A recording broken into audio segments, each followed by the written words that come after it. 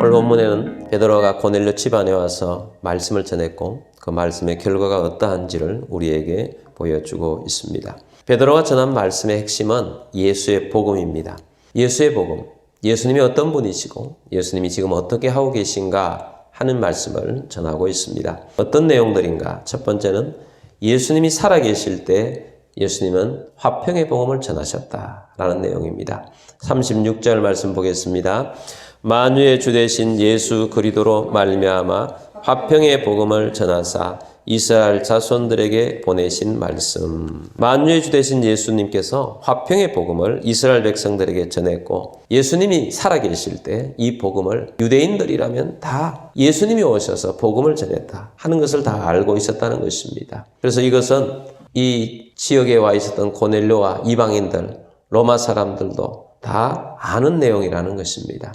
예수님은 그 당시에 그 사회에서 메시아로 오신 놀라운 능력이셨습니다. 예수님은 이 복음을 두루 전했습니다. 그리고 예수님은 두 번째로 예수님은 성령의 능력으로 기적과 축사를 행하셨다 하는 것입니다. 38절 말씀 보겠습니다.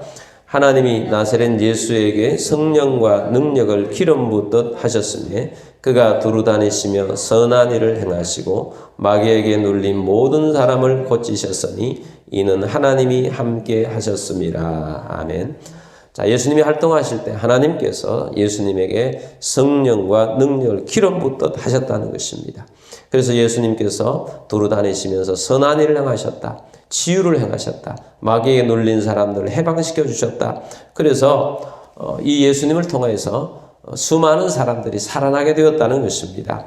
그리고 세 번째는 사람들이 예수님을 죽였으나 예수님은 부활하셨다라는 것입니다. 40절 말씀 보겠습니다. 하나님이 사흘 만에 다시 살리사 나타내시되 유대인들은 예수님을 죽였고 하나님이 예수님을 다시 살리셨습니다. 부활하신 예수님을 우리가 목격했고 또한 우리가 증인이라는 것입니다. 베드로가 부활하신 예수님을 만났고 우리가 이 예수님의 증인이다라는 것입니다. 네 번째 말씀은 부활하신 예수님이 전도하라 하셔서 이제 증언하고 있다는 것입니다. 42절 말씀 보겠습니다. 우리에게 명하사 백성에게 전도하되 하나님이 살아있는 자와 죽은 자의 재판장으로 정하신 자가 곧 이 사람인 것을 증언하게 하셨고 아멘. 예수님이 전하라고 하셨다. 복음은 무슨 내용이냐? 부활에 살아계신 예수님이 다시 오실 심판주로 하나님이 정하셨다. 심판주로 오실 것이라는 것입니다. 그래서 심판을 당하지 않으려고 하면 이 사람을 믿어야 한다. 이 사람의 이름이 심판을 당하지 않도록 구원을 주신다는 것입니다. 예수의 이름이 죄사함을 줍니다. 그래서 죄사함을 주시는 이 예수님의 이름을 우리가 증언하고 있다, 증거하고 있다 라고 예수님을 전하고 있습니다. 자, 고넬료 집안에서 베드로가 전했던 말씀은 온통 예수님 이야기밖에 없어요. 예수님이 이 땅에 구원자로 오셨다. 죄사함을 주신다. 지금도 부활하여 살아계셔서 지금도 예수님 메시아로 우리 가운데 와 있다는 것입니다. 예수 복음을 전했던 것입니다. 그랬더니 예수 복음을 전함을 듣던 사람들에게 놀라운 결과가 임했습니다. 어떤 결과들이 있는가? 첫 번째는 모인 사람들에게 성령이 임했습니다. 44절부터 46절까지 말씀 보겠습니다. 베드로가 이 말을 할 때에 성령이 말씀 듣는 모든 사람에게 내려오시니 베드로와 함께 온 할례 받은 신자들이 이방인에게도 성령 부어주심으로 말미암아 놀라니 이는 방언을 말하며 하나님 높임을 들음이르라. 아멘. 말씀을 전하는 베드로가 깜짝 놀랐습니다. 이방인에게도 성령이 내리시는구나. 이방인들이 모두 방언을 하는구나. 성령이 임하니 모두 하나님을 높이는구나. 이렇게 성령이 임하니까 그전까지 하나님 몰랐던 사람, 지금 고넬료 집안에 있었던 사람들은 가족들이었습니다. 그리고 고넬료가 초대한 사람들이 누굽니까? 친척들과 친구들을 다 초대했는데 친척들과 친구들은 예수님 또 하나님을 모르는 사람들입니다.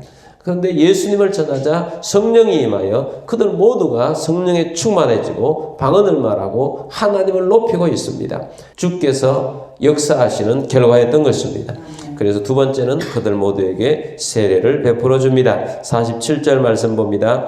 이에 베드로가 이르되 이 사람들이 우리와 같이 성령을 받았으니 누가 너희 물 세례 베풀음을 금하리요 하고. 아멘. 베드로는 예수님이 이방인에게도 성령님이 임하신 것을 보고 그들에게 세례를 베풀어야 함을 알았습니다. 세례를 베푼다.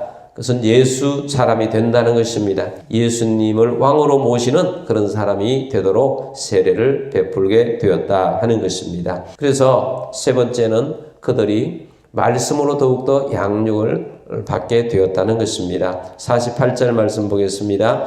명하여 예수 그리스도의 이름으로 세례를 베풀라 하니라. 그들이 베드로에게 며칠 더 머물기를 청하니라. 아멘. 자, 여기 있던 사람들이 베드로에게 며칠 더 머물기를 청했습니다.